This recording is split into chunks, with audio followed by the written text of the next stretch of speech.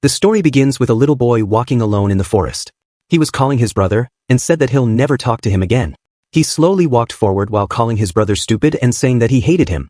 Suddenly, he heard a voice and thought that it's his brother. He looked back saying he'll not forgive him even if he said sorry to him because it's too late. But the next moment, the boy disappeared from there leaving only his bag chain behind. There's a cave entrance here so someone might have dragged him in. After some time, a girl named Yasamin was walking on the road holding her mobile like she's recording a vlog. She first said hello to her viewer and told them that today, she's way out here in prefecture, deep in the mountain of Mt. Shirao. She asked her viewers if this name seems familiar to them. She answered herself that of course it does. This place is a hot topic in the occult world, home to the legendary man-eating cave. And today, she's gonna dive headfirst into the truth. Behind all those rumors and creepy disappearances floating around this town.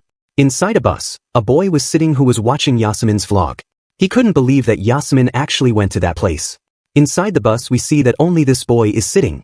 After some walking, Yasamin found a guy and asked him if he could answer some of her questions. She said that she's looking into the case of the missing kids around here and asked him if he knows something about it. The man just laughed and said with a smile, "From the media? Huh? Bold of you to show up. You want to get decked? Get lost."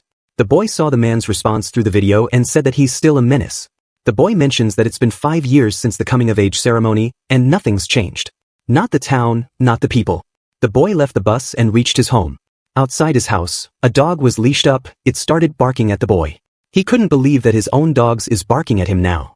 But he understands why this is happening. He left Tokyo after they got Hana. The boy entered the house and announced that he came back. Someone answered that they just finished a call with Yokata. The boy looked around the house and thought that it's all exactly the way he left it.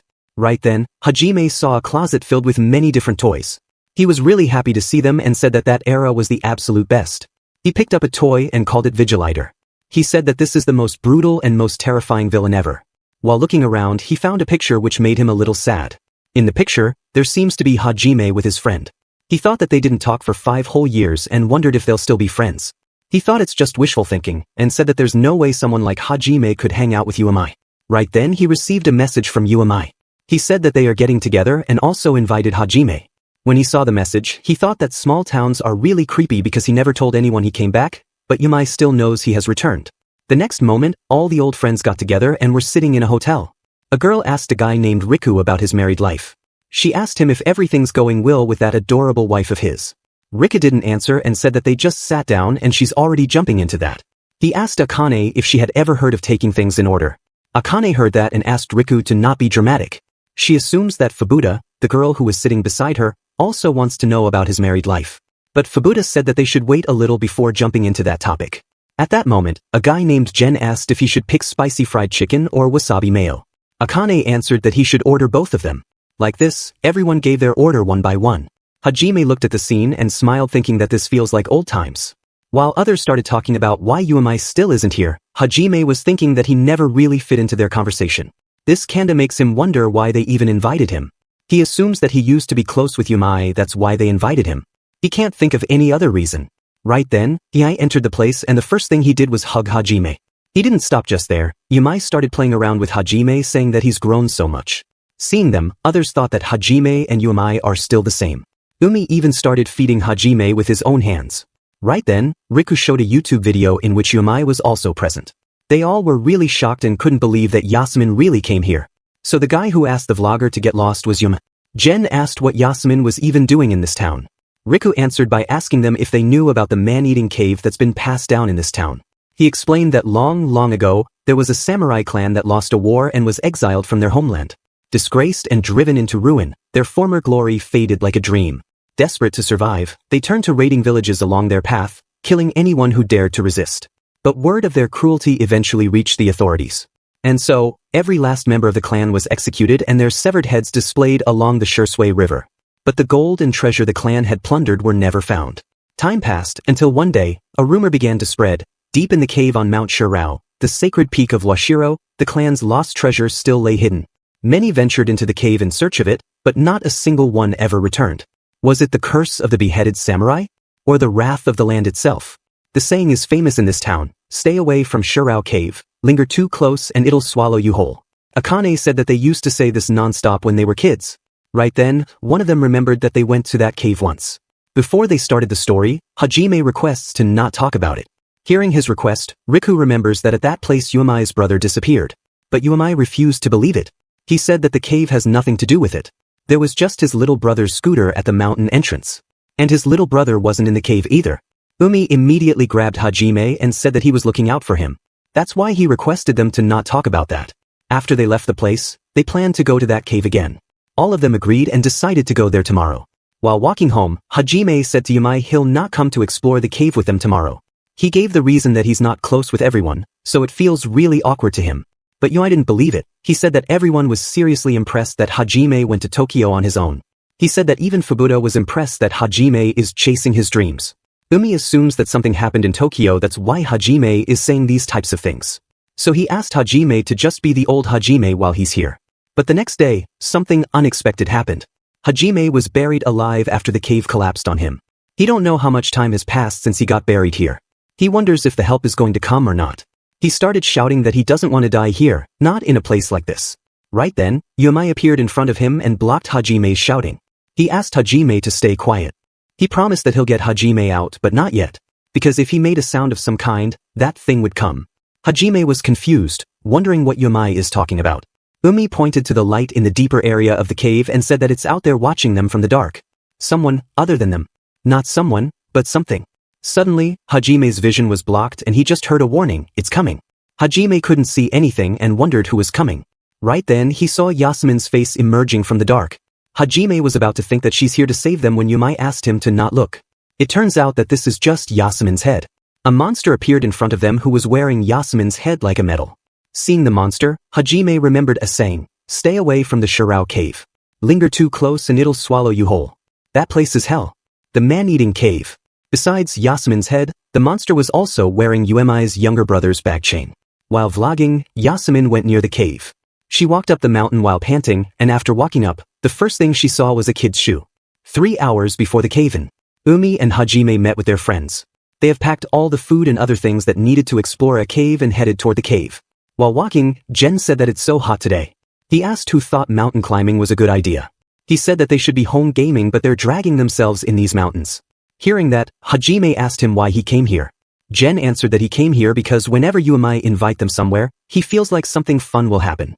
Umi was standing at the end of the cliff and was shouting. Seeing him, Jen got an idea. He took out a fake snake and threw it toward him. Umi was about to fall down, but he held up the rock and came back up. After having some fun, they continued their journey. A moment later, they reached a shrine and spent a minute praying there. While leaving, they saw a person sitting near a wall. They thought that it's a priest who is just sleeping, so they decided to ignore him. But suddenly, the person appeared behind them and started saying random things like, the cave devours all, the cave is watching. You must not go. He continued, the cave longing to feed.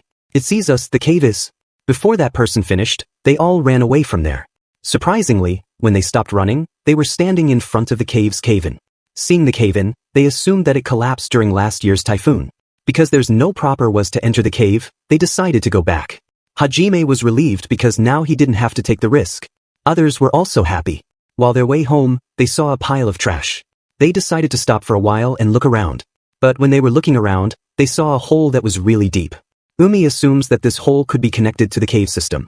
He decided to just take a quick peek when suddenly, the ground started shaking. Because of that, the hole became bigger and they all fell down.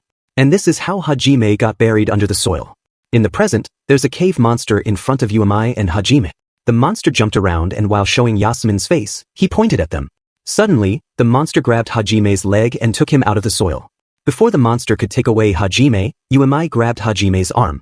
Seeing that, the monster let out a growl and was about to attack them when Riko arrived there with a flashlight. The monster saw that others were here, so it ran away. The group immediately asked if someone else was with them.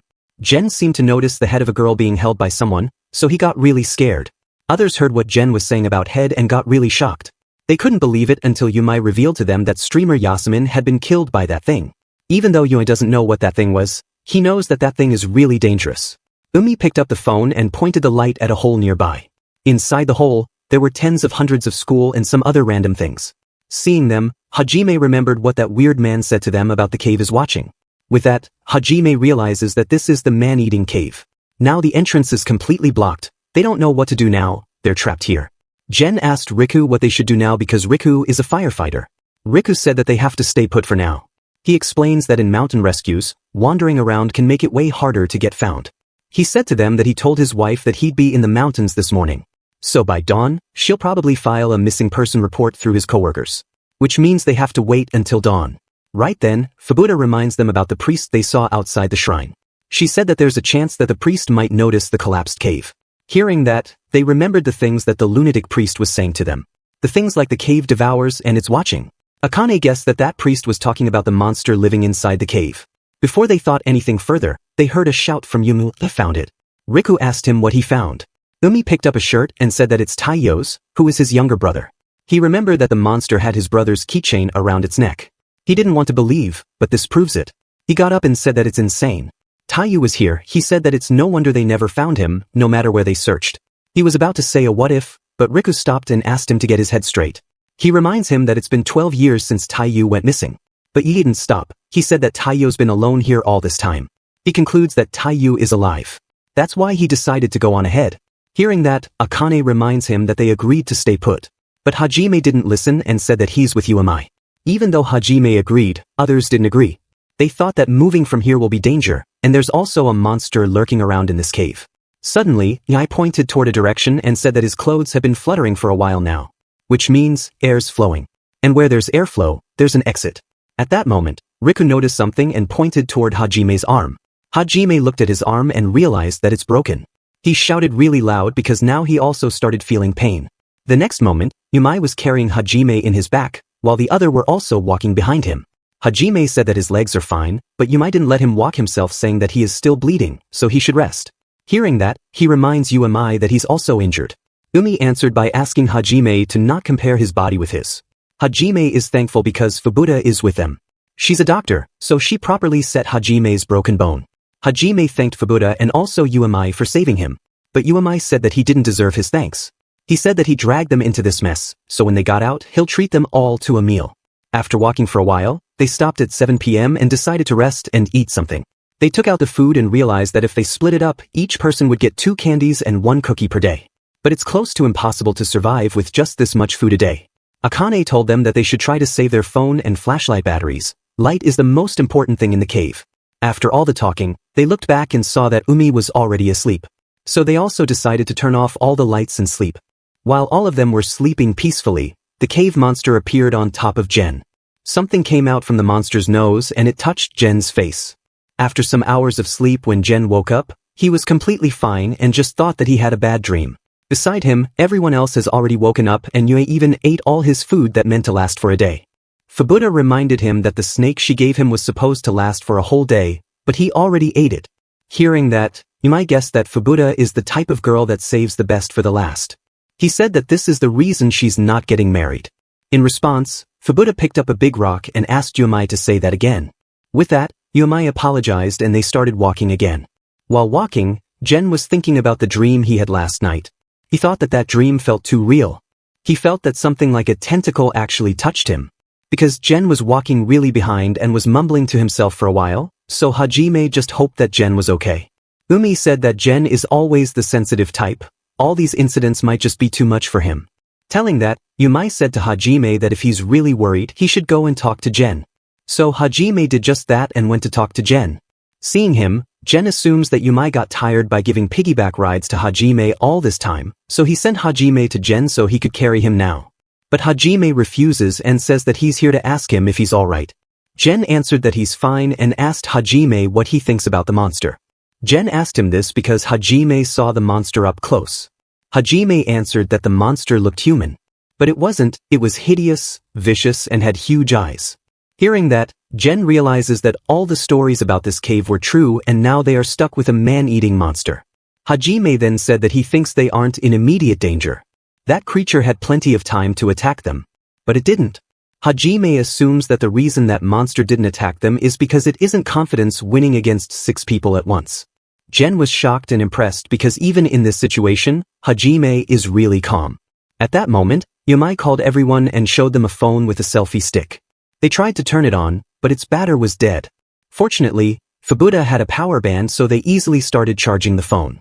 While the phone was charging, the dumb Akane with the survival instinct of a fart, decided to move around alone.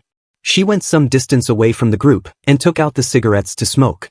But while she was smoking, the monster appeared in front of her and grabbed her from the face. This is what you get for having the survival instinct of a smoke. On the other hand, the group has turned on the phone and they found a video in it. This video was shot just 3 days ago. The person who was holding a phone was calling for Yasamin. But no matter how much they called, they didn't get any answer. Suddenly, they spotted a monster eating Yasamin. Seeing the video, Jen wasn't able to control himself and threw up. Others were also shocked and scared. In the video, before the monster completely devoured Yasamin, it looked toward the camera and then, the video ended. While others were scared and called that creature a man-eating monster, Hajime said that they don't know if it really a man-eating monster.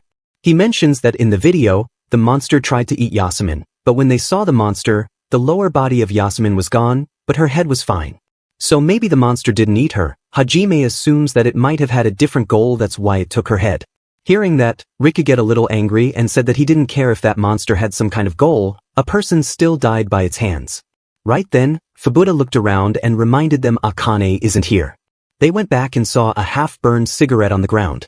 Beside the cigarette, they also noticed a cave which was just a wife enough for a person to crawl in. Without thinking, Yumai started crawling in. Seeing that, Riku called him insane and told him that he shouldn't just crawl in without thinking. Umi answered that he's thinking and said that that monster is a coward who creeps around in the dark, targeting women when they're alone. He smiled and said that if he catches it, he'll burn it to crisp. But still, they can't just let him go in alone, so Riku went behind him. Now only Fubuda, Jen, and Hajime are left behind. They sat beside the tunnel and just hoped that Riku and Yumai would come back with Akane. Right then, Jen said that Yumai isn't thinking straight. He can't believe that Yumai really thinks his brother is still alive. There's just no way someone missing 12 years ago is still alive. But despite the chances of Taiyu being alive are close to zero, Yumai was still dead serious.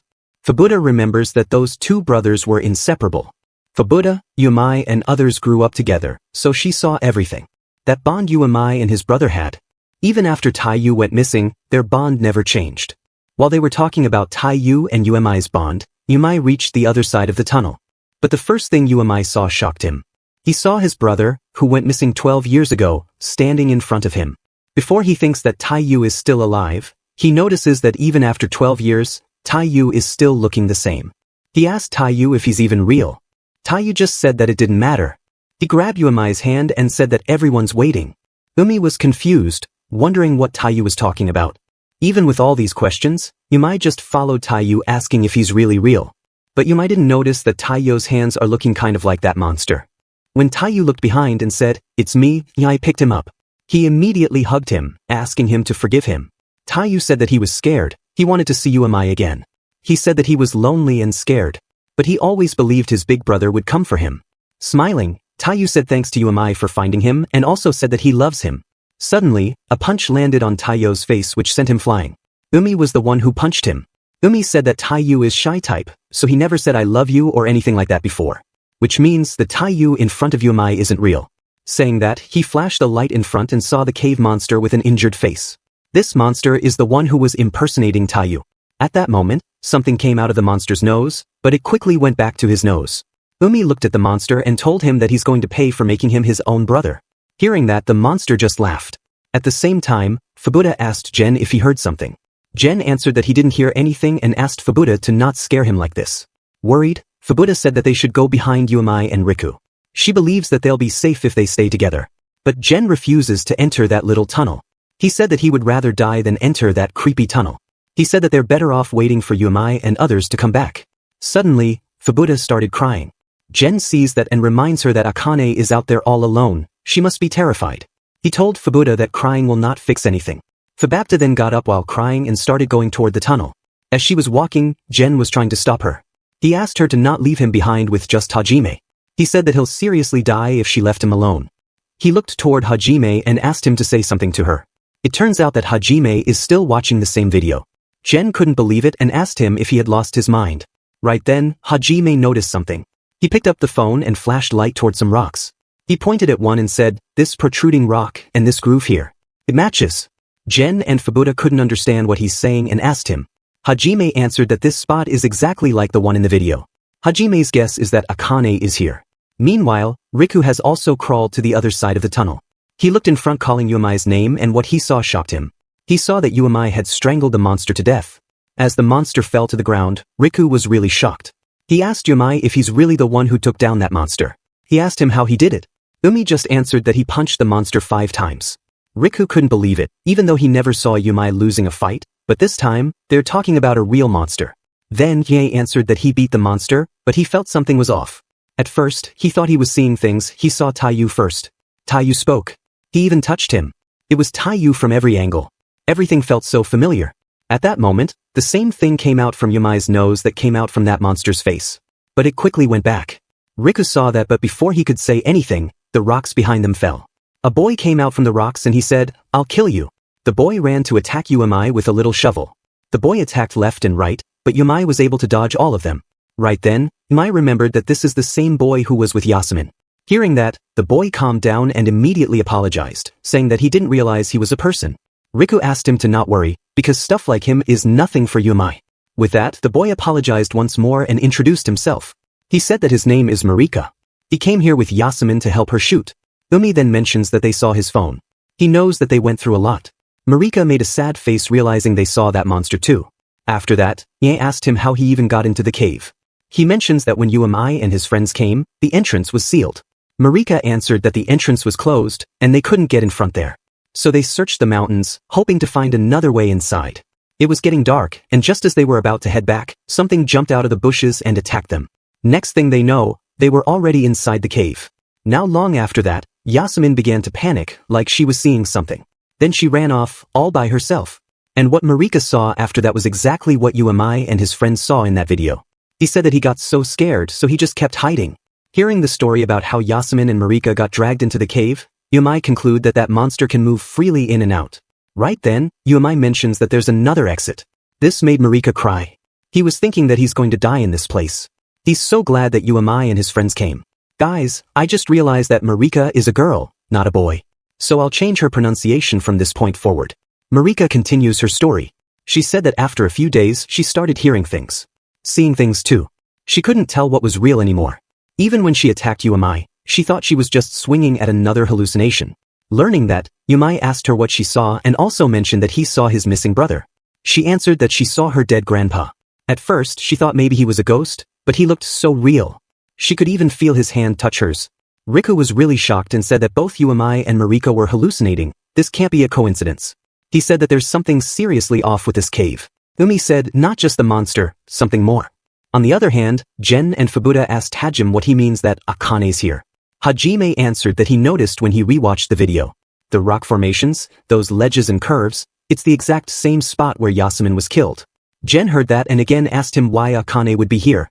Hajime pointed at the rock and said that the layout matches perfectly, but that rock wasn't in the video.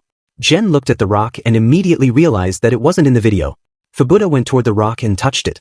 She was shocked to learn that it isn't a rock, but more like tree roots. From behind, Jen heard that and asked her to not touch it too much. But instead of stopping, Akane increased her speed of tearing it apart. Her guess is that Akane is trapped in there, so she tore it apart as quickly as she could. As it got torn a little, Fubuta saw Akane's face from outside. They immediately worked together and took her out. Fubuta checked her and was relieved to learn that her breathing's stable and is just sleeping for now. Both Jen and Hajime were also relieved to see Akane fine. After a moment, Hajime wondered what could be the reason for her being trapped inside that thing. He wondered if the monster did it. Jen said that he saw this type of stuff in the movie. He guessed that monsters trapped her in that thing to lay eggs in her. Immediately, Fubuta asked him to shut up. As Fubuta and Jen were guessing, Hajime moved forward and touched that thing. When he picked it up a little, he noticed that it was wriggling. This looks like the same thing that we saw coming out from the monster's nose and also from Umi's nose. At the same time, Mariko was shocked to see that Yuamai took down that monster. While Mariko was taking a look at the monster, Yuamai said that that thing won't be hunting them anymore. He concluded that they just need to find a way out now. Right then, Marika noticed something. She pointed toward the monster on the ground and said, "This isn't the one that I saw." Right then, they heard some voices. From the dark, 2 feet appeared in their sight. At the next moment, we see Kid Hajime sitting in his house with some boxes. His mom called him from the outside. Then we see Hajime getting bullied by his classmates. They grabbed him from both sides and threw him in the almost empty lake. At school, they forced him to lick the toilet and record him. They also forced him to strip off his clothes and record his videos. The kid Hajime was remembering all this. All of this happened in his old school, before he shifted into this new town. His mother entered the house and asked Hajime if he's okay. Hajime smiled and answered that the ride made him a little sick. Hearing that, the mom decided to go out and greet some neighbors, but as she was about to leave, she gave Hajime a package and said that this is from his old friend. Hajime opened the envelope and looked at the paper and saw many bad things written on it about him. At the back of the paper, his friends said thanks to him for all the fun memories and also suggested that they should play again. Seeing that and remembering old things, Hajime wasn't able to hold on and threw up. The next moment, Hajime woke up in the cave and thought, what a horrible dream. Immediately, he thought that it was not a dream, all of that really happened to him. Right now, Hajime's arm is broken and as he felt pain, he thought that his arm doesn't feel like it is his own. He called this place a hell, but to him, it's not all that different from the outside. At that moment, Akane woke up and asked others what they were doing. Everyone looked at her and were really glad that she woke up. They told her about everything that's going on and also told her that Hajime was the one who found her. She immediately thanked him. Then she said that while she was asleep, she had the most amazing dream. It was a bittersweet love story with her first crush. She said that wouldn't have minded staying in that dream a little longer. Jen heard that and told her that no one cares about her dream. Then he asked them if they should go somewhere else, or just wait here. At that moment, Akane's eye suddenly popped out, and blood started coming out from her nose. Before others could do anything, she started melting and fell to the ground. Fubuta immediately ran to check on her, but when she tried to pick her up, Akane's head just rolled out. Everyone got really shocked and scared seeing the scene. Hajime realized that they've only been lingering at Hell's doorstep. Meanwhile, Umi and his group heard a voice coming out from the dark. Umi quickly handed the mobile to Marika and moved forward to check what's going on. Immediately, Marika shouted, and she asked him if he's insane. She said that what she saw was way bigger than the one Umi took down. It even swallowed Yasamin's whale head. Riku also suggested that they should just find somewhere to hide instead of getting in danger. Hearing that, Riku answered that they're in the middle of their nest. There's no place to hide or run. So, Umi said that the only way to get out of here is beat the crap out of those monsters. At that moment, hundreds of those monsters appeared in front of Umi. He immediately asked Marika and Riku to run away as hundreds of hands moved forward to grab Umi. The next moment, Umi, Riku, and Marika were at a different place. They were tied up together and in front of them was a strange pattern on a wall and 2 torches.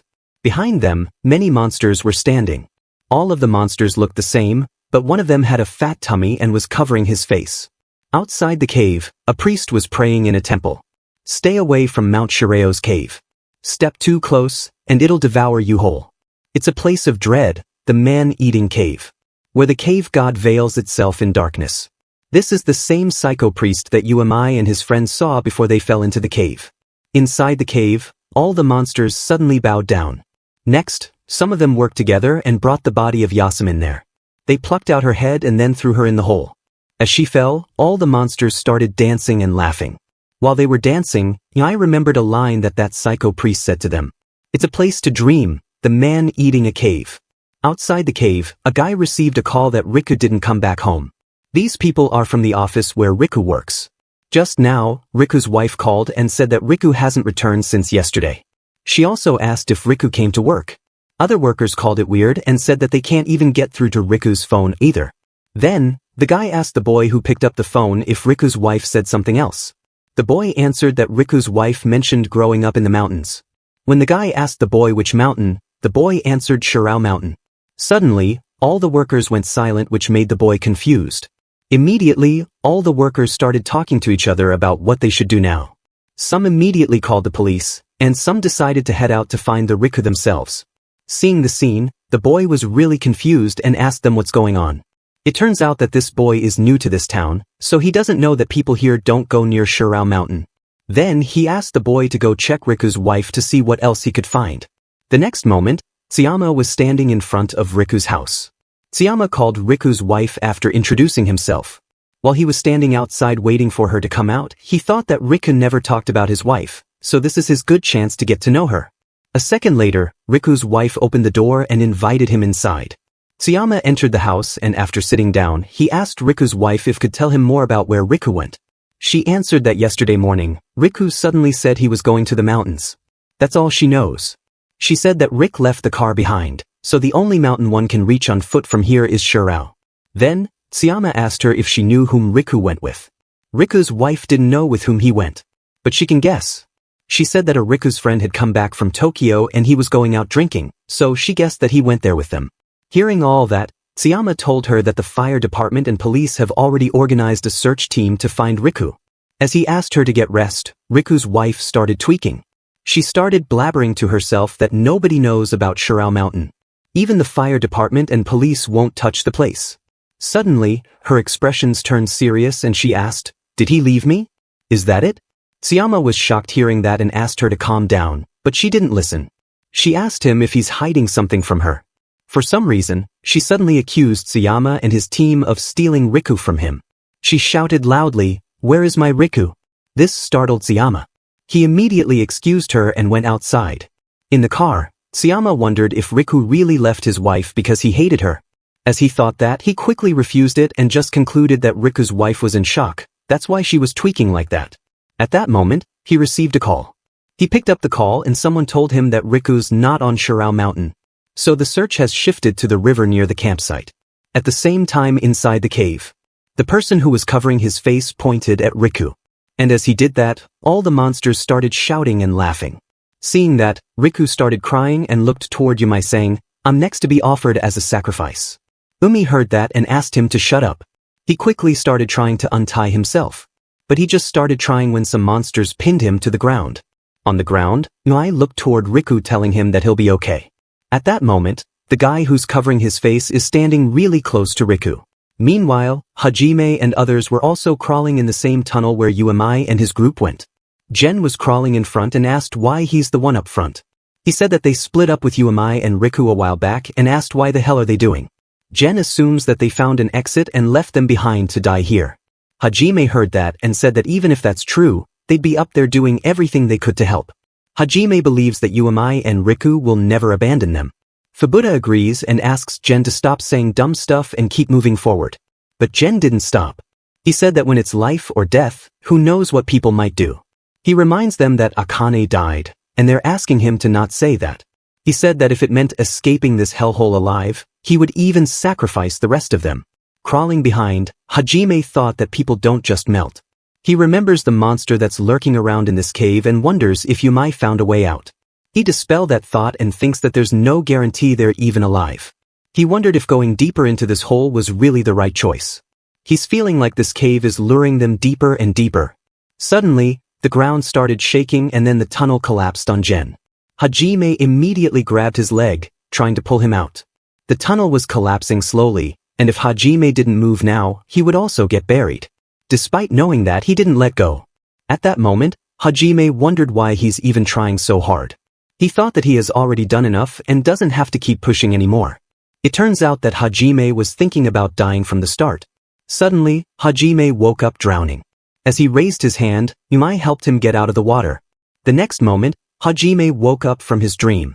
He's sitting alone in the dark and wondered if he had died. Right then, light fell in front of him. He raised his hand toward the hole from where the light was coming and wondered if this was the way out. But his happiness turned into shock when a cave monster appeared in front of the hole. Seeing it, he realized that this isn't an exit but the monster's staying place. As he realized that, a person talked to him, asking to relax and told him that the monster was checking on them, not making any move. The person who told him this is Gen. Hajime was really happy that Gen is fine. Then Hajime remembered that they got buried under the rubble, and asked Gen how they survived. Gen answered that the monsters pulled them out through the cave-in and dumped them here. Hajime was really shocked and confused after hearing that the monsters saved them. Seeing him confused, Gen assumed and mentioned that this might be the only way out of here. So it's really more like the monster has penned them in for the time being. Hearing that, Hajime asked him about Fubuta. He answered that she got separated from them when the tunnel collapsed, and Gen hoped she made it out on her own. After learning everything, Hajime said that they have no choice but to bust out and find the others. He pointed at the hole and said that it's their only hope. Shockingly, Gen asked him to forget it. He said that they're not getting out. He mentioned to Hajime that he has already tried to get out, but the walls curve up like an upside-down bowl. So there's no way they can reach it. Hearing that, Hajime realized that they're really stuck. Gen was already assuming many bad things and now he assumed that this place might be a food storage of those monsters and they're the food. At that moment, a place slowly came down from the hole. When the plate hit the ground, Hajime saw that it's filled with insects. This confirms Jen's guess even more. He said that this place is a food storage. The monsters are giving them these insects so they don't starve to death. Jen loses all the hope, saying they're not walking out of this cave and they'll die here. Hajime's eyes widened as he felt something.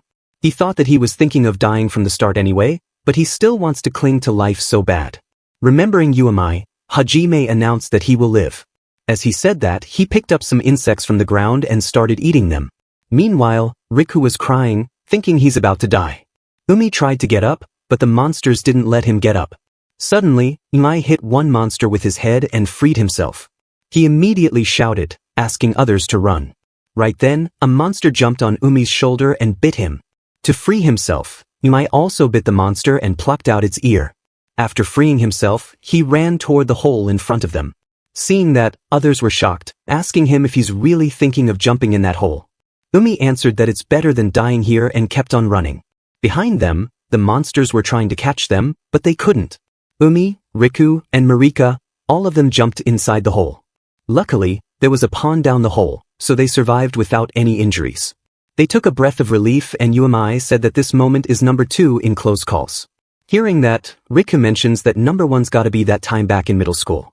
He said that back in middle school, when they snuck into school at night and caught their math teacher, Satu, having a shady little meet-up with the vice principal. Umi agreed and said that it was pure chaos.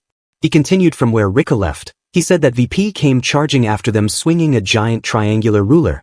But then their math teacher yelled, "That thing's way too sharp. Use a protractor instead." Seeing them laughing, Marika reminded them that they almost died just now. He tells him that what he did was really reckless. He said that jumping into some random hole about which they know nothing about could be really dangerous. Then, he answered that when the monster tossed Yasamin, there was a faint sound of water splashing, so he bet on that and jumped down. After some talking, they looked around, wondering what this place is. Umi guesses that it is just groundwater pooling up over time. But he knows that this is one messed up spot. He said that there were white root-like things growing underwater, and some human bones stuck between them. Marika bets that this place is really important to those creatures. He mentions that the murals that saw above, their bizarre behavior, it all seemed ritualistic to him. They've been slaughtering people, just like they did Yasamin, and offered them as sacrifices for some purpose tied to this place, said Marika. Adding up all that, Marika said that those creatures aren't brainless, they have some kind of intent. As Marika was saying that, I went to the pond and started peeing. Seeing that, Riku shouted at him, asking him to be serious. Then, Yasamin said that he's not gonna take this lying down, it's pissing him off. He announces that if this place matters to those creatures, then they'll come running the second they notice, and when they do, he'll crush them all. Hearing that, Riku hit him from behind and then dragged him away from the pond, saying that he's out of his mind. He said that they're not here to fight those creatures, they just need to find Akane and get out of here. After some time, they found a hole they could squeeze through. As they were slowly climbing up, Riku's phone suddenly rang. Riku was really shocked because until now, they had no signals. He picked up the phone and learned that it's Sanaz. Meanwhile, outside the cave at some place, Tsuyama was standing looking at the phone. He said that something's not adding up. Even if they're in the countryside, how come 6 adults vanish in the mountains, and it's not even on the news? He mentions that it's been 3 days since they went missing, so their families must have reported it. He doesn't know what no entry into the mountains crap is. They should at least check into the mountains. While driving, he complains about how the search teams are combing all the wrong spots, and the chief keeps hammering them to stay out of there. After some driving, he reached the bridge and saw someone climbing up the rail of the bridge. This person is Riku's wife. Tsuyama immediately stopped the car and tried to talk to her. He told her that it's dangerous there and asked her to come down. She looked behind and said that all this has happened before. Anyone who goes into that mountain never comes back, so Riku is probably already dead. Saying that, she jumped, but immediately, Tsuyama grabbed her. After he caught her, a dragonfly sat on his head which distracted him and they both fell down. It turns out that the bridge wasn't so high, so nothing happened to both of them. Sana tells him that when she was a kid, every summer she would come here and jump into the rivers. Because Tsuyama is new to this town, he didn't know that this bridge isn't that high, that's why he acted like that. Then, Tsuyama gave her a ride in his car. She sat beside him and apologized to him for raising her voice yesterday. Tsuyama tells her that it's fine and says that someone precious to her is mission, so he understands how she feels. Hearing that, she asked him if the search made any progress. Tsuyama answered that they haven't gotten permission from the mountain caretaker, so they still can't go into MT Shirao. Sana heard that and said that it was the same back then. When she was in elementary school, there was a girl she was very close to. One afternoon, they played at the park after school, as they always did. They said goodbye and went their separate ways. At that moment, she didn't know that it would be the last time she would see her friend. Sana continues, saying later they found her hat at the food of MT Shirao. That's when people realized she must have gotten lost in there. But for some reason, the search was called off immediately. And a week later, her school's sports festival went on as if nothing had happened too. She said that everyone who gets tangled up with that mountain just disappears. She lost her dearest friend back then. And now, even her beloved Riku. The moment she heard the search had stalled, she knew she couldn't rely on the locals. No one would lift a finger to help. Suddenly, Sana grabbed Tsuyama's hand and said that he was the only one who came to her aid. She asked him to take her to that mountain. While saying that, she was thinking that this time she's going to get the person she cares about back. After leaving her home, Tsuyama left saying that they'll be going to that mountain tomorrow. With that, Sana entered the house and looked at Riku's picture, saying she'll find him no matter what. At that moment, a dark figure appeared behind her holding a rope. Meanwhile, Riku received a call from his wife, Sana. He was really shocked and asked her how this call even came through. Before she answered, Riku told her that he's stuck inside a cave and cannot find his way out, but he's fine. Instead of being shocked or scared for him, she answered that she knows he's cheating on her. At this moment, Sana is standing in front of him and said, "Why else would you be coming home this late?" Suddenly, the scene shifts and Riku appears at his house. Sana threw a glass at the wall and angrily asked Riku to show her his phone. Riku tries to calm her down, telling her that he was at the union drinking party with all the fire department guys, but she didn't listen and kept on saying that he's lying. While crying, she asked him if he's cheating on her because she can't give him children. Riku touched her shoulder, trying to calm her, but she slapped him in return. After she slapped him, Riku immediately grabbed her from the neck and strangled her. When she was about to die, Riku appeared back in the cave and started crying. He started saying that it's his fault, and apologized to Sana again and again. When Uemi saw that, he asked him what happened. Riku answered that just now Sana called him. Umi was really confused hearing that because Riku doesn't even have his phone with him. Riku was also shocked and confused, because just now he had a phone in his hand and he also received a call from Sana.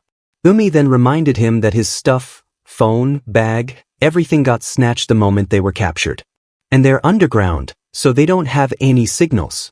Marika guessed that Riku was just hallucinating, but Riku didn't agree. It was too real to be hallucination. As he was about to say that he strangled Sana with his own hands, I kicked him in the face.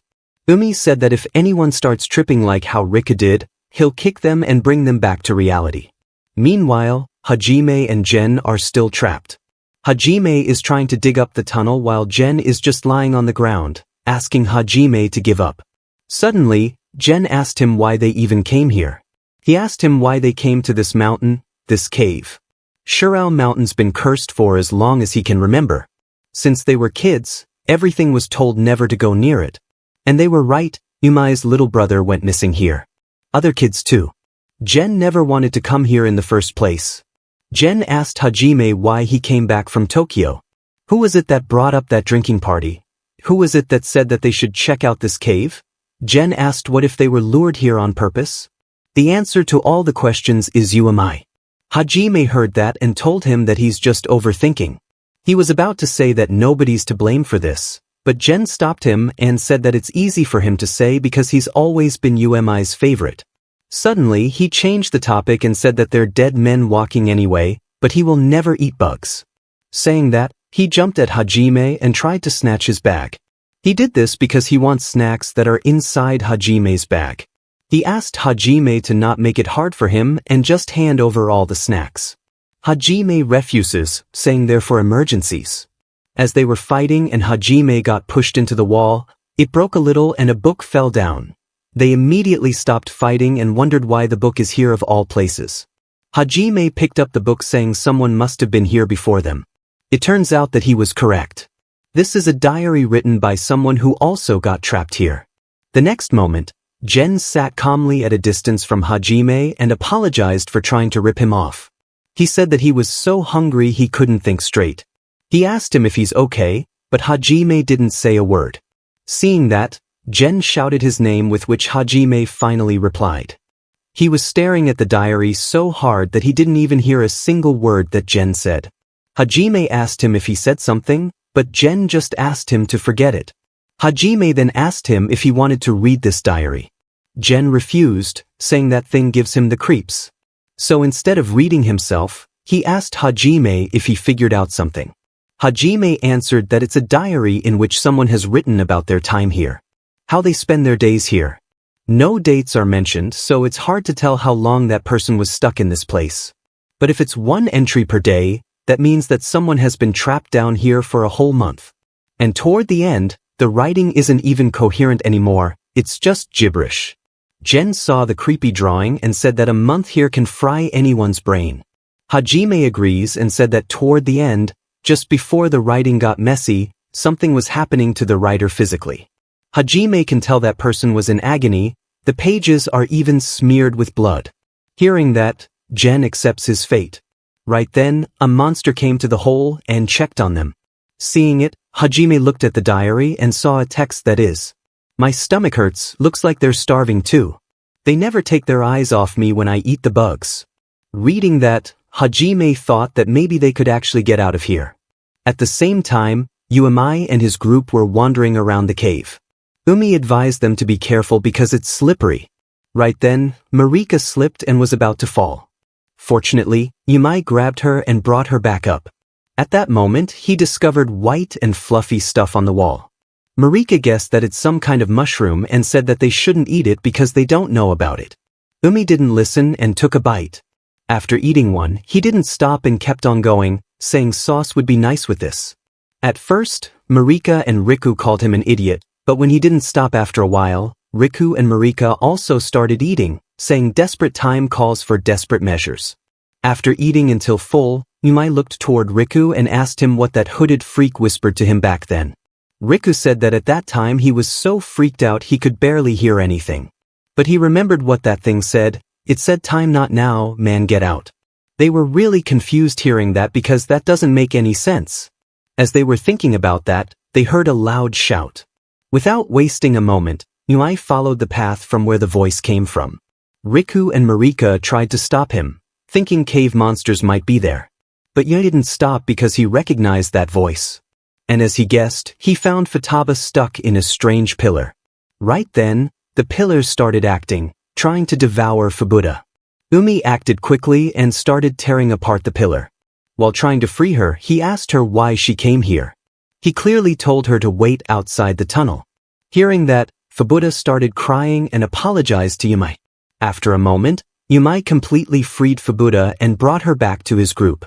Then, Fubuda revealed something that shocked and scared all of them. She revealed that Akane is dead, and Hajime and Gen got buried in the landslide. Riku got really sad and shocked after hearing that, but Yasamin quickly asked her the location where Hajime and Gen got buried. Realizing that Yasamin wants to save them, she told him that she saw with her own eyes, there's no saving them.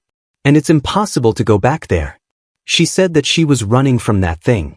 It was monstrous like nothing from this world. She said that if they go there, they'll be killed for sure. Umi was really angry and wanted to go back, so he asked her the location. She pointed at the hole upward and said that she fell from there. She was running and her foot slipped. When she came back to her senses, this white stuff was all over her. That hole is the reason she said they can't go back. There's no way to climb up there and try to find Hajime and Gen. After that, Marika introduced himself to Fubuda, while Riku asked Yasamin what they're going to do now. Right then, a monster creature fell in front of them. It landed right in front of Yasamin and sent him flying with one punch. Then it took a bite of Riku, devouring him whole. Fubuda and Marika tried to run away, but the monster didn't give them time. It grabbed Fubuda and was about to eat her, but luckily her jacket tore apart and she fell down, saving herself some time. At that moment, Yasamin's little brother appeared in front of his eyes, asking him to wake up. Umi said that he also wants to get up, but his body won't listen. He thinks that he has a couple of broken ribs now. Hearing that, the little guy motivated Yumai, telling him that it's easy peasy for him. Umi immediately got up, ready to face off against the monster. Umi looked at the monster and thought that he got up somehow, but he didn't think he'd be able to walk properly. He questioned how he's supposed to kill that thing, or is killing that thing even possible? When Fubuta saw him, she asked him to run, but he didn't listen to her. He picked up a rock and smashed the monster's face as hard as he could. It didn't hurt the monster much, but the knee that the monster landed on Yumai's stomach hurt him a lot. But at the moment knee hit him, Yumai took a bite off the monster. Seeing that, the monster got angry and started kicking Yumai. As Yumai thought that he's about to die, a scene flashed before his eyes. One day, Yumai took down a lot of students in school. At that moment, Hajime walked in and accidentally saw everything. Seeing him, Yumai decided to beat him up to make sure he keeps quiet. Hajime bowed down and made a request. He asked him to not hit his face as he doesn't want to make his mom worry.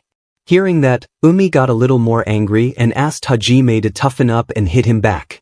It's not his problem that Hajime is so weak. Hajime agrees that he's weak and asks him to look at him. Their builds aren't even in the same league. So even if he fought back, he'd lose. He said that there's a reason boxing and MMA have weight classes. Size gives people an overwhelming advantage. Like this, Hajime kept on talking, because of which Yumai decided to let him go. He liked Hajime because he wasn't like him, he kind of reminded him of his little brother. If things had gone differently and his brother was still alive, he would have probably been like Hajime. On the ground, Yumai wondered if Hajime was still alive. At that moment, the monster grabbed Yumai and pushed him toward itself. As Yumai was getting pushed, he broke a spiky piece of rock. And when Yumai got completely devoured by the monster, it felt strange. Suddenly, the monster's stomach tore apart and both Yumai and Riku got out alive. Umi used that rock to cut the monster's stomach and survived. Umi was happy that he's alive, but he's shocked that the monster's skin was really soft. He was thinking what that thing is when it starts to melt. Fubuta looked at that and said that Akane died in the same way. Her body melted and slipped into the dirt. Like the cave itself swallowed her. As she said that, she was really shocked and wondered if this cave is alive. Meanwhile, we see someone who was in the dark and was really scared. This person is Sana, who is trapped in a bag. She was hoping for Riku to come and save her when she heard that someone's coming near her. A person said loudly that they had no choice but to do this. The other guys seemed to be against the idea but had no choice. They said that she was poking her nose into the mountain's matters, so they have to do this. They called her one of their own, but they can't let her go because it's all for the mountain. They said no one was going to guard it other than them. As he said that, Sana was thrown out of the bag. Around her were some people wearing masks. While she was confused, a person, who is the same priest we saw before, looked at her. He said, "Men are children. Women are meant. The cave god sees everything. Deep below, in the cradle of a sunless shrine. The cave god sees everything." Sana didn't get scared after hearing that. She asked him if he took her husband. She asked him where he was and started shouting, asking him to give back her Riku. Immediately, surrounding people pinned her down, but she didn't stop. She loudly asked him to give everyone back who vanished on this mountain. While she was shouting, a person opened up a secret door. Under the door was a big hole and they threw Sana inside of it. After she disappeared from their sights, they put back the lid again, hiding the big hole.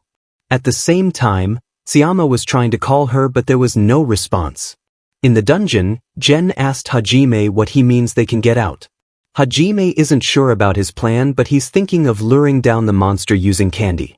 When the monster sent down food for them that consisted of worms, after emptying the plate, they put inside a small piece of candy. The monster first carefully observed the piece and then ate it. After chewing it once, the monster liked it a lot and wanted more. It started waving his hand through the hole, asking for more candy. But it did that just for a moment and then left. Jen thought that their plan didn't work, but Hajime had already expected this outcome. He read in the diary that monsters are always hungry, so there's no need to rush. He said that if they just wait it out, then they'll surely be able to get out. After some time, Hajime and Jen were sleeping peacefully. Right then, a rope hit the hole's ground and with it, the monster entered the hole. It moved toward Hajime to snatch his bag, thinking he's sleeping.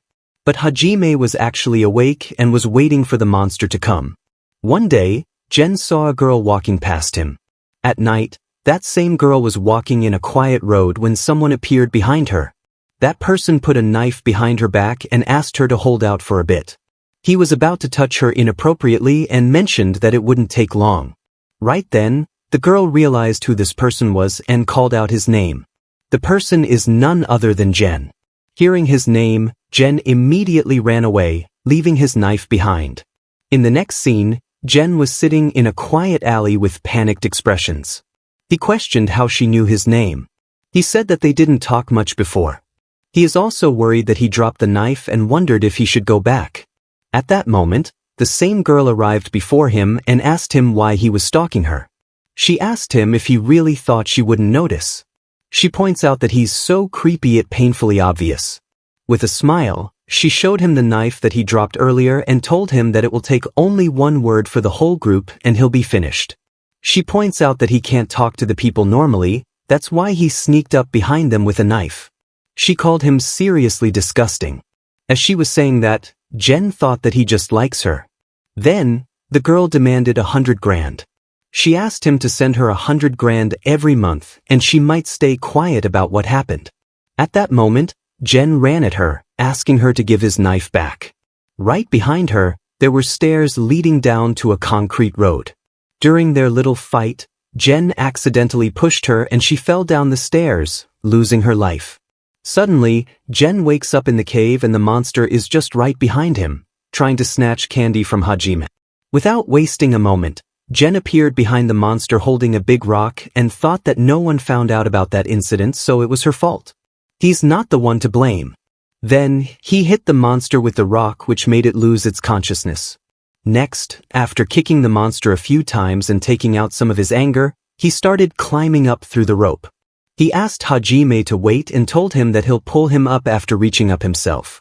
But in his mind, he was thinking something else. He has decided to leave Hajime behind because he doesn't want to walk around in this monstrous cave with a burdened Hajime, who has a broken arm. He thought that he had a better chance himself. He thinks that he'll be able to get away like he got away last time. When Jen reached closer to the exit, he looked back at Hajime and said with a smile, "Take care." At that moment, the rope that he was using to climb up suddenly changed into something else. It took the texture of hairs and in front of Hajime, the same girl, who he accidentally killed, appeared with half of her head opened up. Seeing her, Hajime got so scared that he let go of the rope. While falling, he couldn't believe what he just saw. She was supposed to be dead. He believes that it's just a hallucination. Or, he wondered if she hated him so much that she came back to haunt him.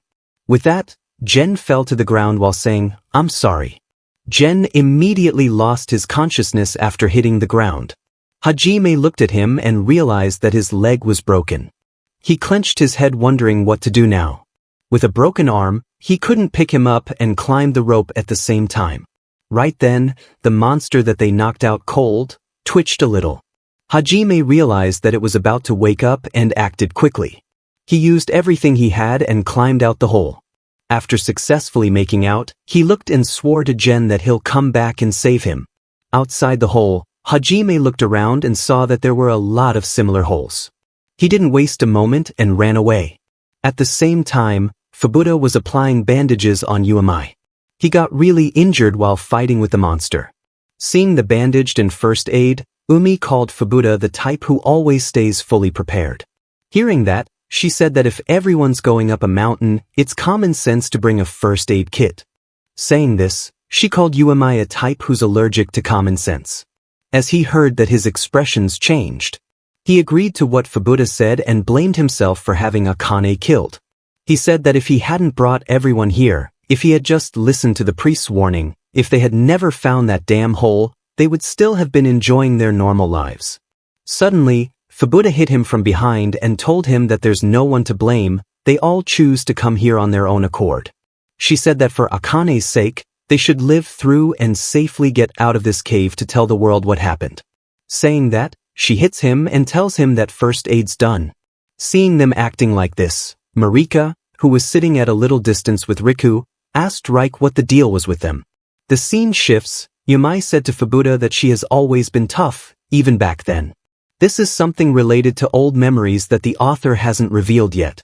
Meanwhile, Riku answered that Yumai and Fubuta are childhood friends. Same kindergarten, same street, houses right next to each other. Where there's Yumai, there's Fubuta. Riku mentions that they need to tease them about it non-stop. He said that they all have figured out Fubuta and Yumai will end up together someday. Hearing his words, Marika realized that they're still not dating and was shocked. Marika looked at them just for some time and has already realized that Fubuta likes Yumai. Riku agrees and says that they have also figured that out, but Yumai is so dumb to realize that. With that, they started exploring the cave again. While walking, Marika suddenly felt some wind coming from the front. He assumes that it can be an exit and rushes forward. He had moved just a little when the end arrived. He was about to fall off the cliff but was able to stop at the last moment. If he had fallen down, he would have surely died. No new chapters have been released yet. I will cover the story again when some chapters pile up.